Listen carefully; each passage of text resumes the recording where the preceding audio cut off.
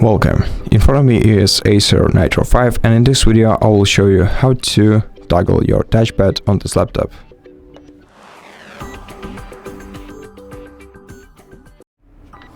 To toggle your touchpad, you have to press and hold the F1 button that is located next to your Windows button, and then press F2 key to turn your touchpad off. And if you want to turn it on, press F2 key again with the F1 button.